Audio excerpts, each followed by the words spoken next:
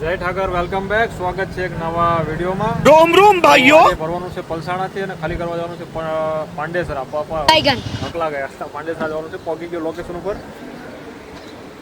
ઓલી કંપની દેખાય ને કિરણ, ત્યાં ભરવાનું છે. એટલે ભાઈને ફોન કર્યો હતા કે અહીંયા ઉભા રહો, હું આવું છું. મેં કીધું વાંધો નહીં, એમાં કોઈ ચાયની ટપરી વપરી કાંઈ દેખાતું નથી ને. મેં કીધું સાબા સબડ કોઈ કાં તો લઈ લઈએ.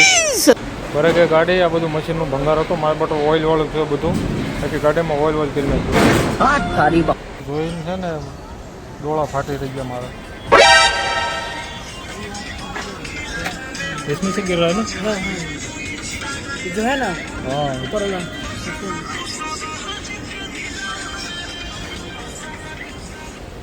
છે ને એ જોઈને ઘડીક તો આમ ડોળા આમ થઈ ગયા હોય બાપા. મેં કીધું એક તો સોહાદીથી ઘેર્યા તો પાછો ઓઇલ લીકેજ થઈ ગયું. હું તો આ મશીન છે ને બધું ભર્યું છે ને, આનું બધું ઓઇલીમાં પડે.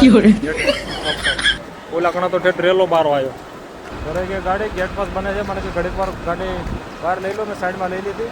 ગેટ પાસ બને એટલે આવી ઓલો છોકરા લઈ ગયા. 5 મજૂર જ્યાં ભેરી હતી ગાડી એના ઈદ છે બધા અહીંયા ખાલી કરવા વાળા.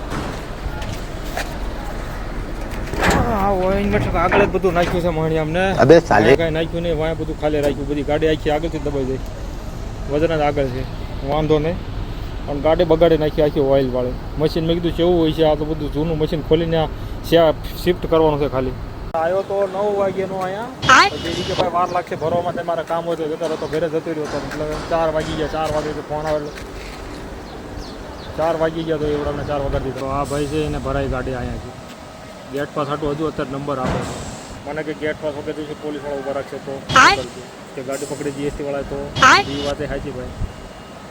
5000 ભાડું નહીં હોય તો કરતાં વધારે ઠોકી દીધી એટલે મેં કીધું ઘડીક બે રહ્યો.